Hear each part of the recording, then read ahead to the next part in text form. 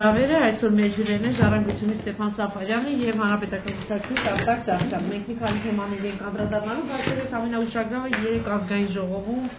գազի հետ կապված վերջապես որոշում կայացեց, որ պետք է լինի հանձնաժողով։ Գոհացնում է դա, պարոն Սաֆարյան։ Ինձ համար շատ տարօրինակ էր, որ խորհրդանական մեծամասնությունը փորձում է ամեն գնով դեմ արտահայտվել գազի հարցով հանձնաժողովի ձևավորման։ Ես իհարկե հասկանում եմ պատճառները, որովհետև գազի, այսպես ասած, ճակերտներում պարտքը, որը ներկայացվեց որպես Kinder Surprise Հայաստանի Հանրապետության բնակիչներին, ըստ էության կազմում է այդ խայտառակ պայմանագրերի հիմքը եւ խորհրդանական մեծամասնությունը ինքը հասկանում է թույլ տալ բզբզել այդ հիմքին նշանակում է կասկածի տակ դնել գազային համաձայնագրերը, որովհետև վերջին հաշվով այդ համաձայնագրերով է, որ փոխվել է Հայրոց գազարդի բովանդակությունը, որոշումների ընդունման մեխանիզմը, մենաշնորհի իրավունքը եւ այլն,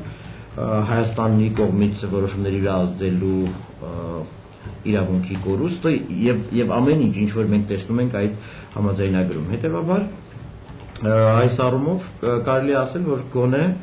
խորհրդանական մեծամասնության մոտ գերակշռեց թափության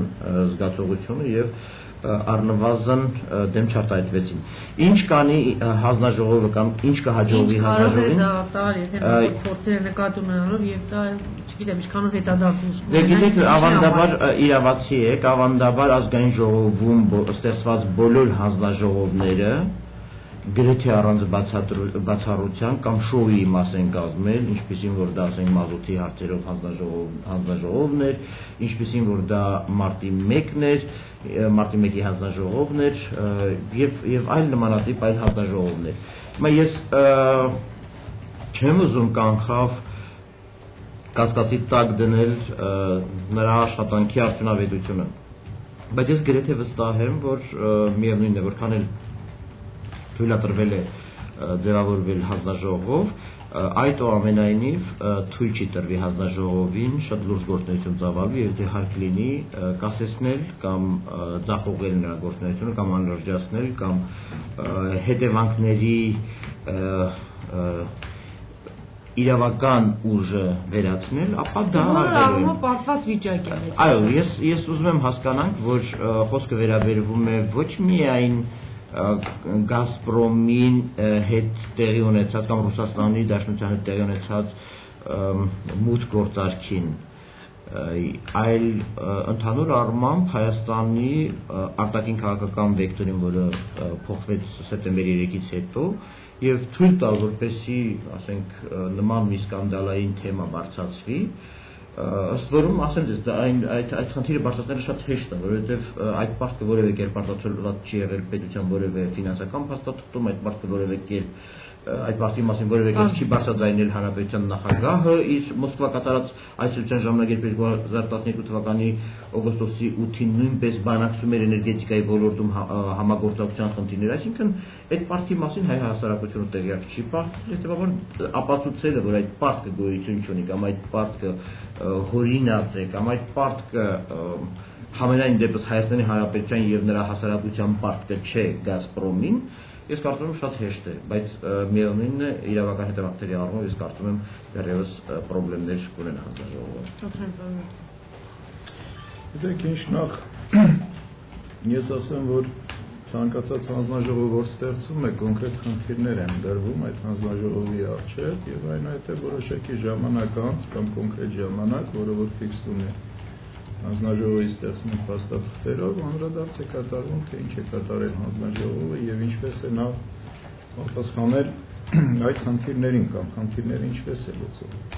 Հիմա կոնկրետեն ինչի մասին որ խոսում է, որ ինչպես է գոյացել այդ պարտքը կամ համաձայնագրերում արծարծված այլ հարցեր եւս, ամենայն դեպս կոնկրետ ինձ համար որևէ փակ հարց այստեղ չկա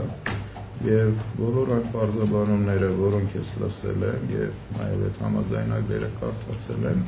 ամենայն դեպս իմ մոտ չկա այնպիսի տպավորություն, որ ինչ որ մի բան թաքցվել է հանրությունից կամ թաքցնում է հանրությունից, ինչի համար եմ ասում դա, որովհետեւ ի վերջո ուրեմն այդ 63 միլիարդ ու մի քանի 100 միլիոնը վերջնական իր ձևակերպումը ստացավ այդ համաձայնագրում։ Ի վերջո այն ինչի մասին որ խոսում ենք, որ Ռուսգազարդը կորցնում է ինչ իրավասություններ, նաև տանում ու այդ ամեն ինչը պրոյեկտում ենք Հայաստանի Հանրապետության վրա, դա այդպես չէ, որովհետև ես երկու անգամ առիթ ունեցել եմ բարձրաձայնելու ազգային ժողովում, այժմ եւս ասում եմ, կոնկրետ համաձայնագրերից մեկը, 3 համաձայնագրեր են կնքվել, մեկը դա հենց բաժնետոմսերի առքու վաճառքին է վերաբերում եւ այդ համաձայնագրում նշված են երաշխիքները, այնուհետև 6-րդ հոդվածի 14-րդ պարբերությունը նշում է, թե այդ երաշխիքները կամ պայմանները, եթե Հայաստանի Հանրապետության կողմից չի կատարվում, ապա ինչ է տեղի ունենում, եւ սեւով սպիտակի վրա գրված է, որ Հայաստանի Հանրապետությունը այդ դեպքում պարտավորվում է հետ գնել հենց այդ 63 միլիարդ ամբողջ այո երկիրներ են նշված եւ ԱՄՆ ուրեմն դոլար այդ համարժեք գումարով պարտավորվում է հետ գնել Հայաստանի Հանրապետությունը։ Այնպես որ ասել, որ այս 20%-ով ամեն ինչ վերջանում է կամ չգիտեմ ինչ է սկսում, դա այդպես չէ։ Եվ եթե իրականում մեր անդիմախոսները մեզ կապացան, որ այդ 20%-ը իրականում դա նշանակում է Հայաստանի Հանրապետության ինքնիշխանության կորուստ, ապա կարծում եմ, որ Հայաստանի Հանրապետությունը ցանկացած պարագայում, ինչպես նշված է այդ համաձայնագրում, կարող է վճարել եւ հետ գնել այդ 20%-ը։ Այլ խոսքով այդ 20%-ը հետ գնելով կոնկրետ ում պատկնա։ Ուրեմն այդ 20%-ը պարտ չի, 20%-ը դա բաժնեմաս է։ Հա, ինչ վերաբերվում է 63 միլիարդին, թե ինչպես է ձևավորվել, բնական է, որ դա առաքված գազի դիմաց ուրեմն պարտքն է։ Հիմա կարող եք ասել, ինչու չի դա ձևակերպվել, ասեմ հետեւյալը, ինչպես են պարզաբանում, որ ունենք պայմանագրեր, համաձայնագրերով գազի գինը որոշում էր որոշակի բանաձևով եւ այդ բանաձևը ուղղակի ենթադրում էր, որ տարեկան առումով որոշակի փոփոխություն է կրում։ Հայաստանի Հանրապետության համապատասխան մարմինների եւ նաեւ Ռուսգազարդի եւ ռուսական կողմի միջեւ այս ընթացքում բանակցություններ են տեղի ունեցել, որպեսզի այն գինը, որը նախկինում գործում էր, այդ գինը պահպանվեր։ Եվ ի վերջո տարիներ շարունակվող այդ բանակցություններում եկել են վերջնակետի, որ իրականում ֆիքսում են արդեն տարիներ հետո այդ բանակցություններից հետո, որ այդ ընթացքում գազը Հայաստանի Հանրապետություն ներկրվել է կոնկրետ այդ գներով, որից էլ առաջացել է այդ պարտքը։ Հիմա մինչև դա չգիտեիք, ոչ, մինչև դա չգիտեիք, նորից եմ ես ասում, կոնկրետ բանաձև կա եւ այդ բանաձևը նորից այդ համաձայնագրերի հիմքում դրված է այդ բանաձևը։ Եվ երբ որ ասում եք կոնկրետ հիմա չգիտենք, ոչ կոնկրետ հիմա չգիտենք։ Կոնկրետ այսպես է կատարվում, ներկայացում է հաշիվ ֆակտուրա եւ եթե այդ հաշիվ ֆակտուրայի ինչ որ մի մասը դու համաձայնես, ապա վճարում ես։ Եթե լիներ, չգիտեմ, ինչ որ խիստ պայմաններ, որ ռուսական կողմի համար եւս ամեն ինչ պարզ լիներ, ինչ կանեին, նրանք ուղղակի ունեին այդ հնարավորությունը, դադարեցնում էին գազամատակարարումը, ինչպես բազմիցս կատարել են այլ սպառողների հետ, եւ դա կնշանակեր, որ նրանք համաձայն չեն, այդ որ ասում ենք 2-3 տարի առաջ, այդ պարագայում ամեն ինչ պարզ կլիներ, բայց ըստ էության ռուսական կողմը եւս որոշակի բանակցություններ տարել է եւ նրանց մոտ էլ չի եղել այն 100%-ով համոզմունքը, որ ըստ էության գազը Հայաստանի Հանրապետություն հենց այն հաշիվ ֆակտուրաների սահմաններում է այդ արժեքը, որը որ մատակարարվել է։ Կոնկրետ ես ասում եմ այն, ինչը որ համենայն դեպս ներկայացվել է բանակցություններ վարողների կողմից եւ ես իմ ուղղակի տպավորությունն եմ ներկայացնում։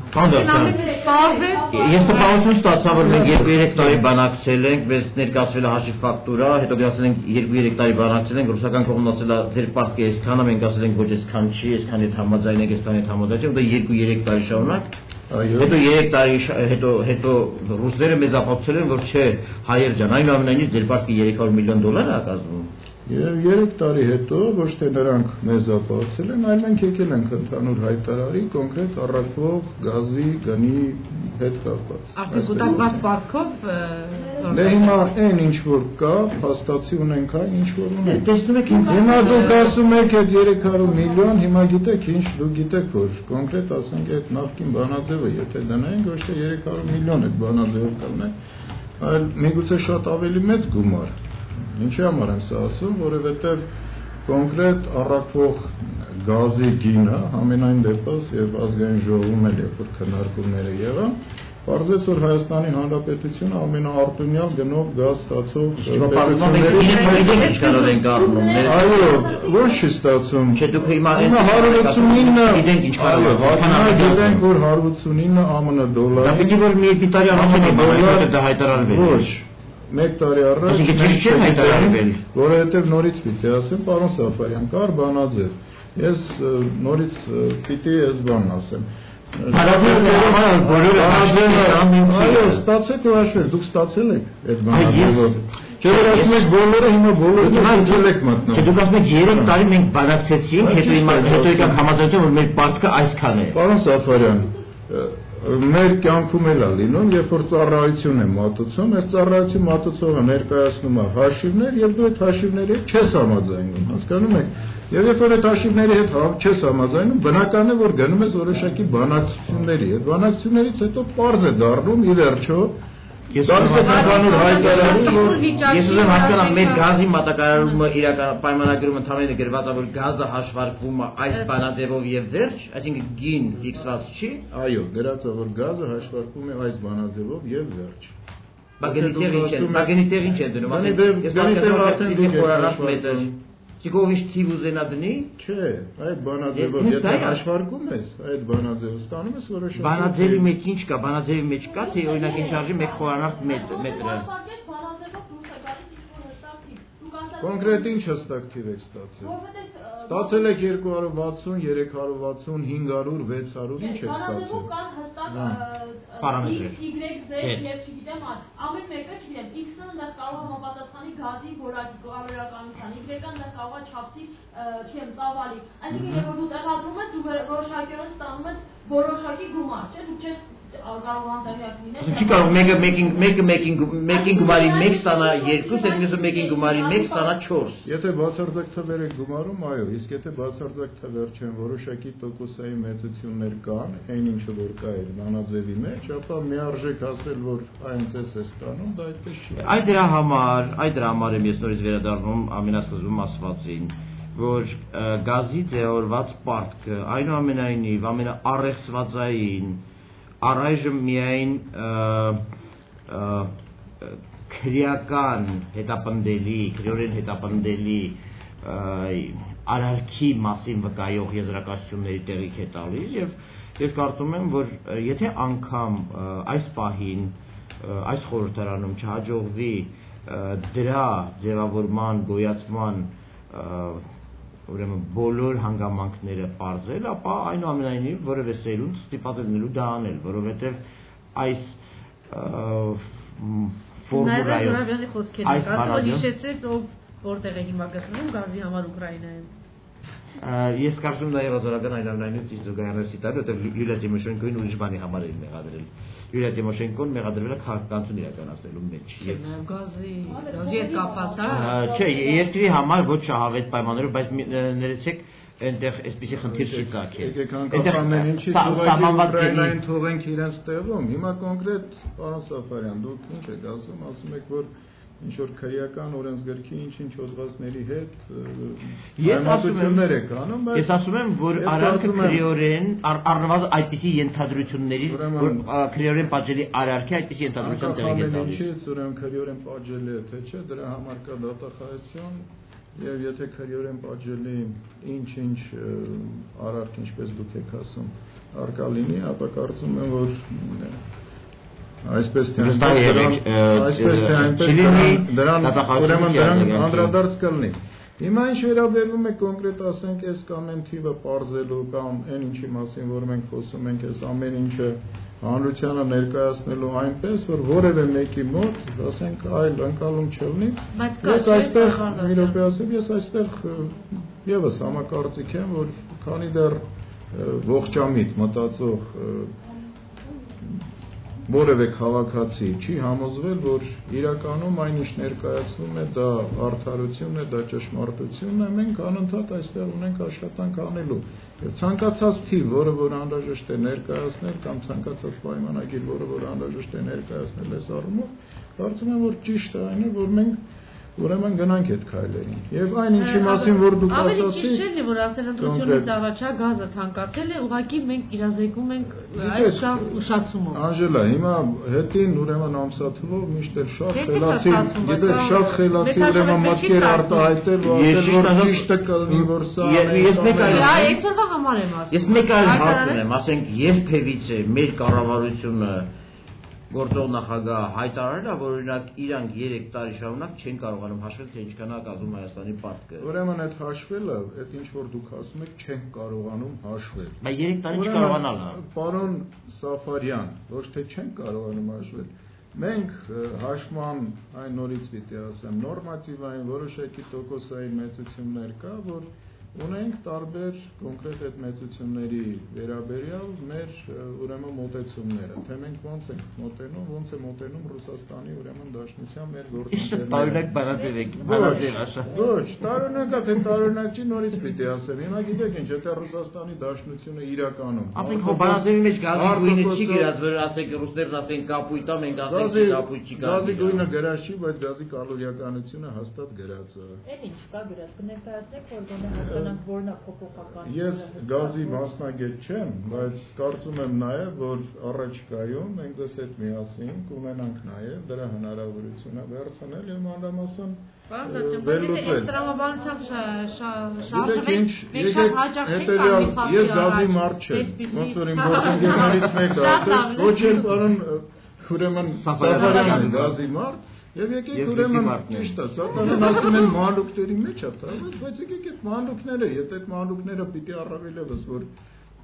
կա լավ, քանի որ բոլոր դեպքերում նայելու կնայվի այդ բոլոր հարցերի պատասխանները կտրվեն։ Հիմա եթե որոշակի մարդիկ էլ կան, որոնք ինչ մեղքեր են գործել այս առումով, կարծում եմ որ այդ մեղքի համար է պատասխան կտա։ Ասկի չի բացառում որ հանձնաժողովը տանի այդ ճանապարհով։ Չէ, հանձնաժողովը ոչ թե պիտի տան այն ճանապարհով, որ ինչ որ մեղավորներ քանտրի որ հանձնաժողովը կոնկրետ $189 Դուք նորմալ եք համարում։ $189 ստանում ենք 300 քանիսով ենք ծախում։ Ինչու եք ծախում այդքան։ Չէ, 300 քանիսով ենք ծախում։ Ում ենք ծախում։ Ձեր բնակ չի։ Մեր ձեր չէ, մեր բնակ չի։ Ձեզ, մյուսներին։ Լավ, հիմա ասեմ, երեք այդ հարցը ուղղվեց նորից հանրային ծառայությունները կարգավորող հանձնաժողովի նախագահին, ինչին ի պատասխան նա նշեց, որ գազի կշռված միջին գինը դա նշանակում է խոշոր սպառողներ, արդյունաբերական ձեռնարկություններ, էներգետիկներ եւ նաեւ բնակիչներ, կազմում է $310 Այսինքն 189-ի եւ 310-ի մարժան այդ $121-ն է, $121-ի ուղիղ կեսը դրանք հարկերի տեսքով նորից ուրեմն վերադարձում են բյուջե, որը բացարձակ ներությամբ կազմում է 36 միլիարդ դրամ։ Եվ մնացած այդ $60 կարգի գումարն է, որը մնում է ընկերության տնօրինության տակ որոշակի շահագործման ծախսեր, այդ թվում որոշակի շահութաբերություն, որոշակի ներդրումներ ապահովելու համար։ Հիմա սա քիչ է թե շատ է, սա արդեն ուրիշ հարց է եւ այդ հոդվածները նորից պիտի ասեմ, որ ուղղակի պիտի հերթով նայես այդ ամբողջ այդ հոդվածները ու ըստ դրա որոշակի եզրակացությունների։ Պարոն Դավթյան, հարցնեք այս թեմայի կապված պետք է հասցնի, հա, չէ, անցկես ոնց որ խոստացել եք, կենսաթոշակային հետ կապված, հա, կուզենայի այդ թեմային անդրադառնալ, պարոն Դավթյանն երևի ճիշտ կդիսկուտում, լսեք դուք խնդրեմ։ Ներողություն, պարտադիր դուք որ ասում եք շուտով հարցան եք ներկայացվի, բայց դա կլինի հանձնաժողովի գործունեության արդյունքում։ Գիտեք, մենք սկզբից խոսեցինք հենց այդ հանձնաժողովի հետ կապված, չէ՞, եւ ես ասացի նաեւ, որ որոշակի խնդիրներ են դրվում եւ այդ խնդիրների պատասխանները պիտի տա հենց հանձնաժողովը իր աշխատանքի արդյունքում եւ այդ խնդիրներից մեկը հենց այն հարցն է, որը որ մենք քիչ առաջ այստեղ քննարկում ենք։ Ես ուղղակի լիահույս եմ, որ մենք կստանանք այդ հարցերի պատասխանները։ Հիմա կենսաթոշակային կൂട്ടակային բաղադրիչներ Պահումների մասին, որ այդ մեծ աղմուկ է բարձրացել, արդեն դպրոցներում վերջը ամենուր պետական հիմնարկներում պահումները սկսել են։ Ես ասեմ հետեւյալը, այ որ ասում եք պահումները սկսել են, ուղղակի սահմանադրական դատարանի որոշման մեկնաբանության հետ մենք խնդիր ունենք, մեկնաբանությունը կամ որոշումը Ինչ է ասում, որոշումն ասում է հետեւյալը, որ այնտեղ 86 եւ 76-րդ հոդվածների պահանջներն են ասացվել, որոնք վերաբերում են տուժտուգանքներ վճարելուն։ Եվ սա ամենևին չի վերաբերում այն բանին, որ եթե կոնկրետ գործատուն ուղղակի հունվարի 1-ից սկսած պարտադիր կուտակայինին, որովհետև նրա վրա է դրած այդ պարտավորությունը, պիտի համապատասխան հատկացումներ չանի եւ պահումներ չկատարի։ Եվ երբ մյուս կողմից օրինակ ներկայացնում է հարցը ուրիշ տեսանկյունից, որ ինչու են կատարում այդ պահումները, այդ պահումներով, չգիտեմ ինչ, ասենք օրենքի հոդվածներ են խախտում, ես կարծում եմ, որ համենայն դեպս դա ըստ իս այնքան էլ պատշաճ մեկնաբանություն չի սահմանադրական դատարանի, սահմանադրական դատարանը ուղղակի որոշման մեջ նշել է այն կամ որոշել է այն, ինչ որ այսինքն ուժերից եւ տուգանքներից է ազատ։ Եվ այստեղ կոնկրետ գործատուները ովքեր որ չվճարեն։ Այո, ովքեր որ չվճարեն։ Ինչու են պարտադրաբար վճարում։ Չէ, հիմա որ դուք ասում եք պարտադրաբար, ուրեմն պարտադիր անում է դա, ինչու։ Մի րոպե հիմա։ Տես հիմա ասում եք ասում եք պետական հաստատություն։ Ասում եք գործատուն պարտադիր դա անում է։ Հիմա գործատուն մյուս ուրեմն կողմից էլ է արձադրում լինում, եթե կա այդ պարտադրանքը, ապա այդ պարտադրանքի պարագայում կոնկրետ այն անձը, ում իրավունքները ոտնահարվում է, նրա բոլոր իրավասություններն է օրենքով ուրեմն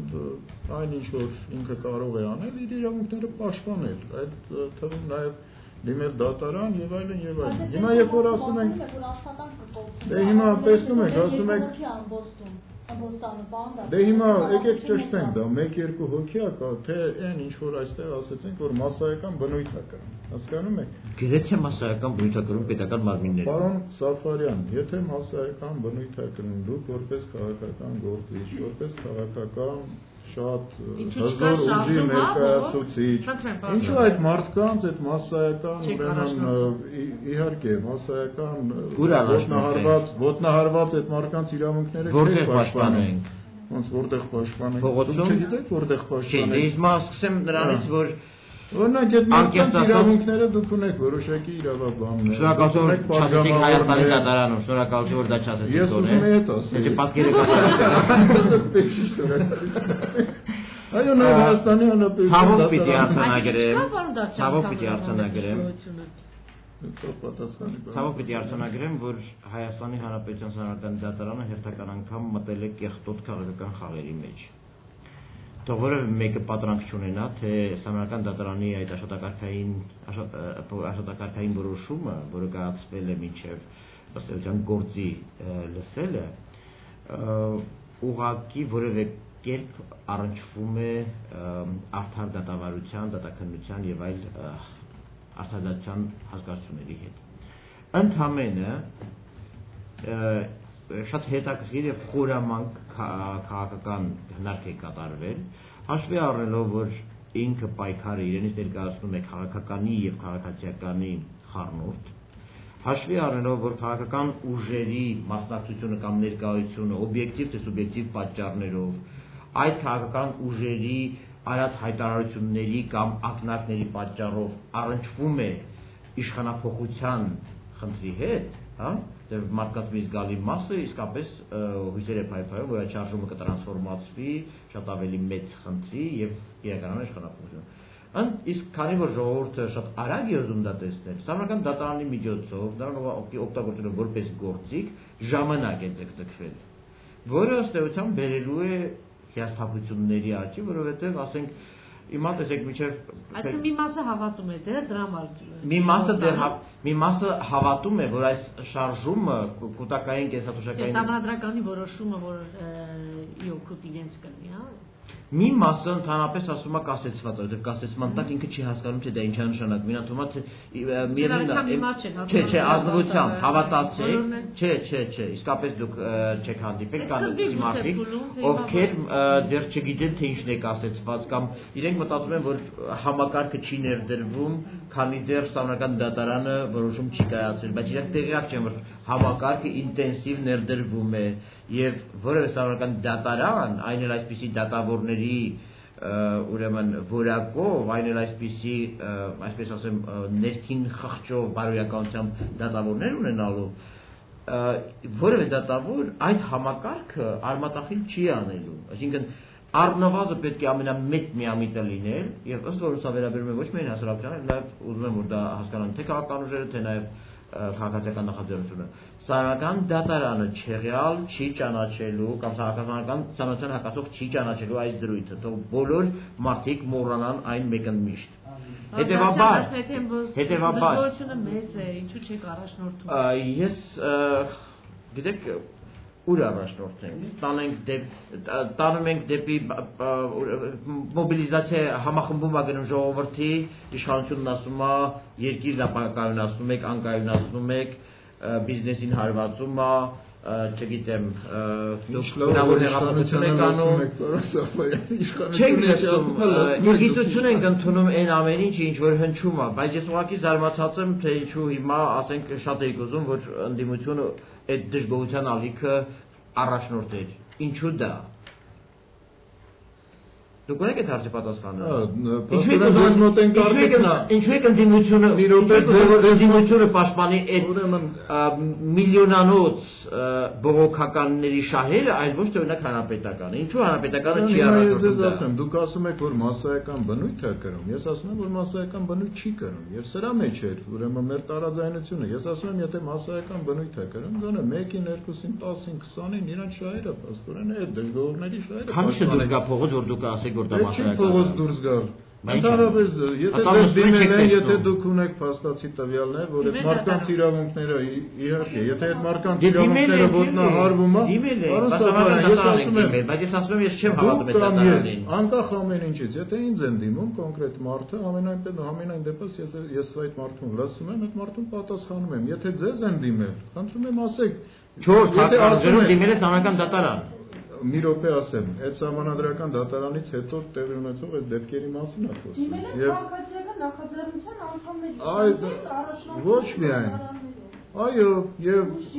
դե տեսնում եք, խոսքը ինչ է գնում, խոսք գնում այն բանին, չէ, քաղաքացիական ասում եք նախաձեռնության անդամների, ներեք ես լսում եի քաղաքացիական անդամների